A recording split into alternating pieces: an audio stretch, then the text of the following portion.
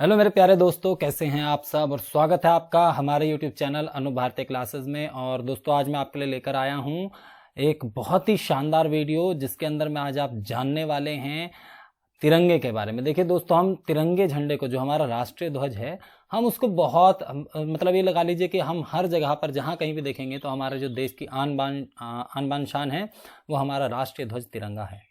लेकिन इसका इतिहास क्या है, इसे कब ये बना, कब किसने इसका डिज़ाइन दिया, कब इसको संविधान सभा ने पारित किया, कब से ये फहराया जाने लगा, ये चीज़ें हमें हमारी जानकारी में नहीं रहती हैं। तो आज मैं वही सारी जानकारियां आपके लिए लेकर आया हूं। पूरा तिरंगे का इतिहास जो है, जो हमारा राष्ट्रीय ध्वज है, उसका पूरा इतिहास आज मैं आप लोगों के लिए लेकर आया हूं। तो चलिए शुरू करते हैं आज की इस वीडियो को। और अगर वीडियो आपको अच्छी लगे तो आप इसे लाइक ज़रूर करिएगा और अपने दोस्तों के साथ शेयर करना मत भूलिएगा। साथ ही साथ चैनल को सब्सक्राइब कर बेल आइकन जरूर दबाएं, ताकि सभी वीडियोस आप तक आसानी से पहुंच सके। तो आप देखेंगे यहाँ पर, देखिए राष्ट्रीय ध्वज तिरंगे की मैंने फोटो भी लगा रखी है।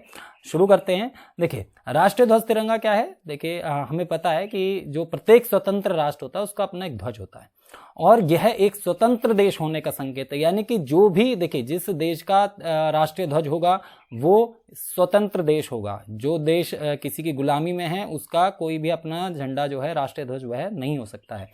भारतीय राष्ट्रीय ध्वज को इसके वर्तमान स्वरूप में 22 जुलाई 1947 को आयोजित भारतीय संविधान सभा की बैठक के दौरान अपनाया गया था, जो 15 अगस्त 1947 को अंग्रेजों से भारत की स्वतंत्रता के कुछ दिन पूर्व ही की गई थी। देखिए भारत को जब आज़ादी मिली थी 15 अगस्त 1947 को, तो उससे पहले एक मीटिंग की गई, संविधान सभा की जो एक बैठक है वो आयोजित की गई 22 जुलाई 1947 को। और उसमें ये निर्णय लिया गया, उसमें प्रस्ताव पारित किया गया कि जो भारत का राष्ट्रीय ध्वज होगा वो इस तरह का होगा। देखिए किस तरह का होगा, वो इस तरह का हमें इस प्रारूप में हमें देखने को मिलेगा।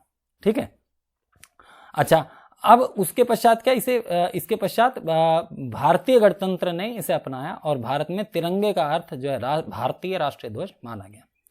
भारतीय राष्ट्रीय ध्वज में 3 रंग की क्षैतिज पट्टियां हैं, सबसे ऊपर केसरिया, बीच में सफेद और नीचे गहरे हरे रंग की पट्टी, और तीनों समानुपात में है।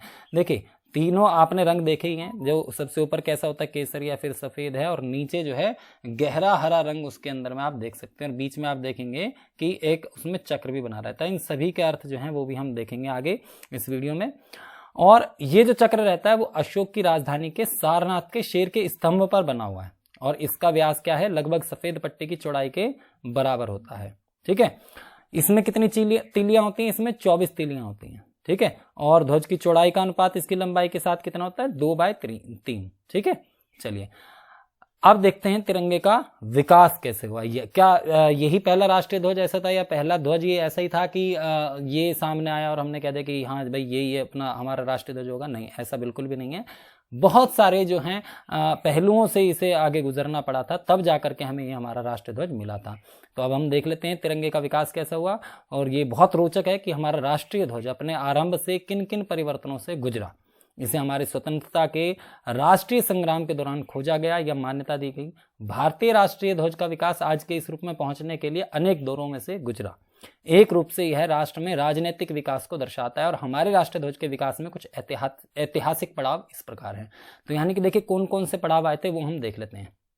देखिए जो सबसे पहला राष्ट्रीय ध्वज था वो कुछ इस प्रकार का था। ठीक है।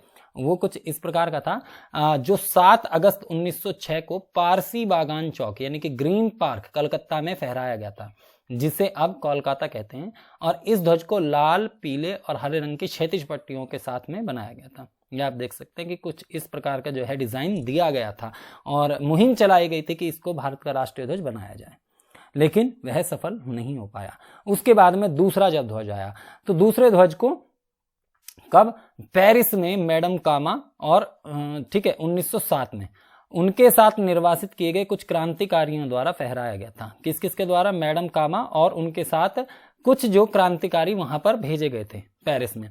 कुछ के अनुसार कुछ लोग ऐसा भी कहते हैं कि भाई ये वाला जो ध्वज है ये 1905 में फहराया गया था पहली बार। ठीक है। तो ऐसा जो भी मानना है इनका। ठीक है। अब ये भी पहले ध्वज के समान था, सिवाय इसके कि इसमें सबसे ऊपरी की पट्टी पर कमल था। यहाँ पर आप देख सकते हैं कि यहाँ पर कमल का निशान बना हुआ है, और यहाँ पर जो है ये 7 तारे सप्तऋषि को दर्शाते हुए इसमें किए गए थे।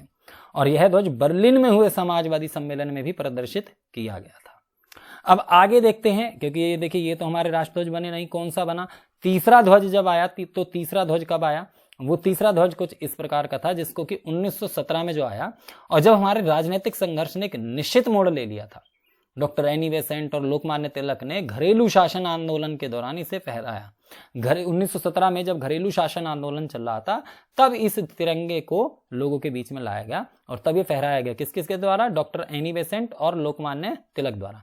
इस ध्वज में आप देख सकते हैं कि 5 लाल, ठीक है, 1 2 3 4 5 और 4 हरी क्षैतिज पट्टियां, ठीक है, और हर एक के बाद में एक और सप्तऋषि के अभिविन्यास में इस पर 7 सितारे बने हुए, ये देख सकते हैं आप, ये 7 सितारे बने हुए हैं, चांद तारे बने हुए हैं, ठीक है। ये यूनियन जैक जो हम ब्रिटिशर्स का जो फ्लैग था वो भी इसमें दिखाया गया था, ठीक है, और एक कोने में सफेद और अर्धचंद्र और सितारा भी था, ठीक है। तो ये तीसरा ध्वज हमारा यहाँ पर फहराया गया था। अब उसके बाद में 1921 में एक जो युवक था वो एक झंडा लेकर के आया, ठीक है, गांधी जी के पास में, अखिल भारतीय कांग्रेस कमेटी के सत्र के दौरान 1921 में बैजवाड़ा, जो कि अब विजयवाड़ा है, ठीक है, यहां पर आंध्र प्रदेश के एक युवक ने एक झंडा बनाया और गांधी जी को दिया। यह झंडा 2 रंगों का बना हुआ था, लाल और हरा रंग, जो 2 प्रमुख समुदायों हिंदू और मुस्लिम का प्रतिनिधित्व करता था। गांधी जी ने सुझाव दिया कि भारत के शेष समुदाय का प्रतिनिधित्व करने के लिए इसमें एक सफेद पट्टी और राष्ट्र की प्रगति का संकेत देने के लिए एक चलता हुआ चरखा होना चाहिए। तो ये बनाया गया एक 1921 में, लेकिन इसको भी आगे जाकर के इसको भी राष्ट्रीय ध्वज की मान्यता नहीं मिली।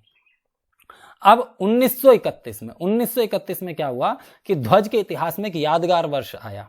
तिरंगे ध्वज को हमारे राष्ट्रीय ध्वज के रूप में अपनाने के लिए एक प्रस्ताव पारित किया गया, और यह ध्वज जो वर्तमान स्वरूप का पूर्वज है, देखिए ये कुछ इसी प्रकार का था, ठीक है, जो अभी है हमारा, लेकिन अभी क्या है, अभी यहाँ पर चक्र बना हुआ है, यहाँ पर इसमें चरखा दिया गया था, केसरिया सफेद और मध्य में गांधी जी के चलते हुए चरखे के साथ था। तथापि यह स्पष्ट रूप से बताया गया इसका कोई सांप्रदायिक महत्व नहीं था और इसकी व्याख्या इस प्रकार से की जानी थी, ठीक है। और उसके बाद में जब देखिए उसके बाद में क्या हुआ, उसके बाद में ये 22 जुलाई 1947 को संविधान सभा ने इसे मुक्त भारतीय राष्ट्रीय ध्वज के रूप में अपनाया। स्वतंत्रता मिलने के बाद में इसके रंग और उनका महत्व भी बना रहा, ठीक है ना। केसरिया रंग भी आप जानते, देखिए इसके पूरे जो है अभी महत्व भी बताया जाएगा, और ये पूरा इसका भी हमने देखा हुआ है कि किस प्रकार से केसरिया है, सफेद है, हरा है और बीच में अशोक चक्र इसमें बनाया गया।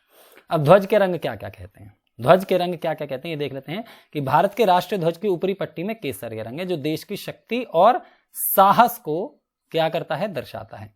बीच में सफेद पट्टी धर्म चक्र के साथ शांति और सत्य का प्रतीक है।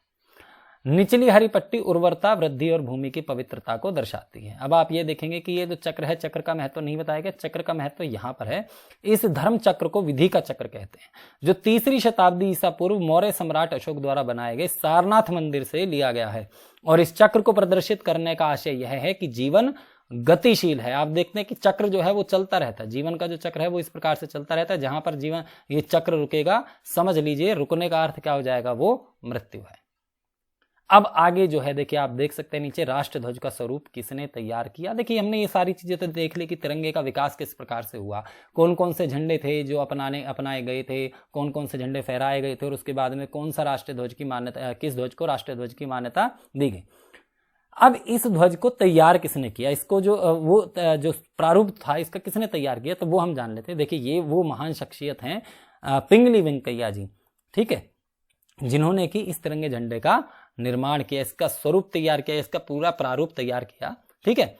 तो जिस तिरंगे झंडे को हमने राष्ट्रीय ध्वज के रूप में अपनाया उसका स्वरूप किसने तैयार किया, उस महान शख्सियत का नाम स्वर्गीय पिंगली वेंकैया जी ही वो शख्स थे जिन्होंने इस झंडे का डिजाइन तैयार कर सबके सम्मुख प्रस्तुत किया तथा 22 जुलाई, ये तिथि आप याद रख लीजिए, 22 जुलाई 1947 को संविधान सभा द्वारा इस झंडे को राष्ट्रीय ध्वज के रूप में मान्यता दी गई थी, ठीक है। तो यहां पर आपने ये सारी चीजें जानी है। क्या यहां पर इतना जान लेना केवल काफी रहेगा? नहीं, इससे आगे भी कुछ छोटी छोटी चीजें हैं जो मैं आपको बताता हूं। देखिए एक ध्वज संहिता है, यानी कि जो हमारा राष्ट्रीय ध्वज है उसके कुछ नियम कायदे कानून है, वो क्या क्या है वो मैं आपके बता देता हूं। आपको थोड़ी सी चीजें हैं वो भी जाननी जरूरी है। 26 जनवरी 2002 को भारतीय ध्वज संहिता में संशोधन किया गया और स्वतंत्रता के कई वर्ष बाद भारत के नागरिकों को अपने घरों, कार्यालयों और फैक्ट्री में न केवल राष्ट्रीय ध्वजों बल्कि किसी भी दिन बिना किसी रुकावट के फहराने की अनुमति मिल गई। अब भारतीय नागरिक राष्ट्रीय झंडे को शान से कहीं भी और किसी भी समय फहरा सकते हैं, बशर्ते कि वे ध्वज की संहिता का कठोरता पूर्वक पालन करें और तिरंगे की शान में कोई कमी ना आने दें। जैसे कि ध्वज कभी भी कटा फटा ना हो, गला ना हो, गंदा ना हो, और 100 मीटर दूर से, यानी कि कहीं पर भी आप इसको फहराएं। अगर आप अंधेरे में इसको फहराना चाहते हैं तो ये उसके ऊपर प्रकाश होना ज़रूरी है। अगर आप इसको रात्रि के समय पर फहराना चाहते हैं तो वहाँ पर ध्वज के ऊपर प्रकाश का होना बहुत ज़रूरी है। साथ ही साथ उसको 100 मीटर दूर से देखा जा सके, इतना उसकी ऊंचाई होनी चाहिए। ठीक है। सुविधा की दृष्टि से भारतीय ध्वज संहिता 2002 को 3 भागों में बांटा गया है। संहिता के पहले भाग में राष्ट्रीय ध्वज का सामान्य विवरण है। संहिता के दूसरे भाग में जनता, निजी संगठनों, शैक्षिक संस्थानों आदि के सदस्यों द्वारा राष्ट्रीय ध्वज के प्रदर्शन के विषय में बताया गया है। और संहिता का तीसरा भाग केंद्रीय और राज्य सरकारों तथा उनके संगठनों और अभिकरणों द्वारा राष्ट्रीय ध्वज के प्रदर्शन के विषय में जानकारी देता है। तो ये ध्वज संहिता भी आपको पढ़नी बहुत ज़रूरी है। एक बार आप पढ़िए कि भारतीय जो ध्वज संहिता है वह क्या कहती है। देखिए, अब जो कुछ जो 26 जनवरी 2002 को जो कुछ नियम और विनियमन बनाए गए कि ध्वज को किस प्रकार फहराया जाए, उसके साथ में क्या करें और क्या ना करें, वो कुछ जो छोटे छोटे से पॉइंट है वो मैंने यहाँ पर बताने की कोशिश की है। आप इसको देखिएगा। देखिए, क्या हमें करना है। राष्ट्रीय ध्वज को शैक्षिक संस्थानों, विद्यालयों, महाविद्यालयों, खेल परिसरों, स्काउट शिविरों आदि में ध्वज को सम्मान देने की प्रेरणा देने के लिए फहराया जा सकता है। विद्यालयों में ध्वज आरोहण में निष्ठा की एक शपथ शामिल की गई है। किसी सार्वजनिक, निजी संगठन या शैक्षिक संस्थान के सदस्य द्वारा राष्ट्रीय ध्वज का आरोहण, प्रदर्शन सभी दिनों, अवसरों, आयोजनों पर अन्यथा राष्ट्रीय ध्वज के मान सम्मान और प्रतिष्ठा के अनुरूप अवसरों पर किया जा सकता है। नई संहिता की धारा 2 में सभी निजी नागरिकों अपने परिसरों में ध्वज फहराने का अधिकार देना स्वीकार किया गया है। क्या ना करें, देखिए क्या नहीं करना है ये भी हमें जानना जरूरी है, बहुत ज्यादा जरूरी है कि हमें भारतीय ध्वज जो राष्ट्रीय ध्वज है उसके साथ में क्या नहीं करना है। क्या करना है ये तो हमने जान लिया है, क्या नहीं करना है ये भी हमें जानना बहुत ज्यादा जरूरी है। तो क्या ना करें, इस ध्वज को सांप्रदायिक लाभ, पर्दे या वस्त्रों के रूप में उपयोग नहीं किया जा सकता है। यानी कि अगर आप सोचें कि पर्दे के रूप में लटका लें या सांप्रदायिक लाभ के लिए या वस्त्रों के रूप में या कहीं टेबल पर बिछाने के लिए अगर आप करना चाहें तो वो नहीं कर सकते हैं। जहां तक संभव हो इसे मौसम से प्रभावित हुए बिना सूर्योदय से सूर्यास्त तक फहराया जाना चाहिए। देखिए, सूर्यास्त के पश्चात अगर आप इसे फहराना चाहते हैं तो उसका नियम मैंने बताया है कि ध्वज के ऊपर लाइट यानी कि किसी भी लाइट का प्रकाश होना आवश्यक है और 100 मीटर दूरी से वह दिखाई देना भी आवश्यक है। इस ध्वज को आशय पूर्वक भूमि, फर्श या पानी से स्पर्श नहीं कराया जाना चाहिए। इसे वाहनों के हुड, ऊपर और बगल या पीछे, रेलों, नावों या वायुयान पर लपेटा नहीं जा सकता है। देखिए, कई बार हम देखते हैं कि जो मोटरसाइकिल में है ना आगे की तरफ में ऐसे लगा लेते हैं, वो नहीं लगाना चाहिए, वो गलत है। ठीक है, भूमि पर यानी कि जमीन पर उसे टच नहीं करना चाहिए, पानी से, फर्श पर उसको टच नहीं करना चाहिए, है ना। और कहीं पर भी जैसे ऊपर या बगल कहीं पर, ठीक है, और रेलों, नावों, वायुयान पर कहीं पर भी इसको लपेटना नहीं है। ठीक है। एक अगला जो पॉइंट है, इसमें अगला बिंदु जो है, किसी अन्य ध्वज या ध्वज पट्ट को हमारे ध्वज से ऊंचे स्थान पर लगाया नहीं जा सकता है। तिरंगे ध्वज को वंदनवार ध्वज पट या गुलाब के समान संरचना बनाकर उपयोग नहीं किया जा सकता है। देखिए, तिरंगा ध्वज जो है, जो हमारा राष्ट्रीय ध्वज है, उसको किस प्रकार से फहराना है हमने, उसको सामान्य तौर पर, ठीक है, सामान्य तौर पर जिस प्रकार से आपने देखा है फहराते हुए, केवल उसी प्रकार से। ऐसा नहीं कि उसे कुछ फोल्ड करके हम बना दें या उसमें गुलाब की आकृति बना दें या ध्वज पट बना दें, वंदनवार बना दें, कुछ ऐसा नहीं, वो बिल्कुल नहीं करना है। केवल सामान्य रूप से हम इसको फहराना है। ठीक है। तो देखिए, ये थी जानकारी आज भारतीय राष्ट्रीय ध्वज के बारे में। और इससे ज़्यादा अगर आप जानकारी चाहते हैं कि बिल्कुल और भी डीप नॉलेज, तो आप भारतीय ध्वज संहिता अवश्य देखें। ठीक है। और वीडियो उम्मीद करता हूं कि आप लोगों को अच्छी लगी होगी, जानकारी आप लोगों को बहुत अच्छी लगी होगी। और अगर वीडियो आपको अच्छी लगी है तो आप लोग इसको लाइक ज़रूर करें, अपने दोस्तों के साथ में शेयर ज़रूर करना है इसको, ताकि सभी को भारतीय राष्ट्रीय ध्वज के बारे में जो जानकारी मैंने दी है वो सभी तक पहुंचे। तो चलिए फिर मिलेंगे आपसे अगली वीडियो के साथ में। चलते हैं, धन्यवाद, tata, bye bye, see you.